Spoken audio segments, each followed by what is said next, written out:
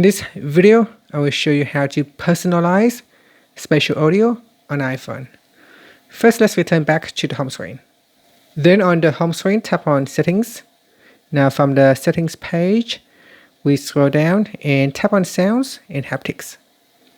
After that, tap on Personalize Spatial Audio. Then tap on Personalize Spatial Audio. Next, tap on the Continue button. And from here, it's so that you need to position your iPhone in front of you so that your face is in the camera frame, and you need to tilt your head or turn it to the left or to the right as required. So tap on the Start Capture to begin. Okay, once it's done, you can see it says Personalized Spatial Audio. You have completed your personalization. Tap on Done to finish. And that's it. Thank you for watching this video.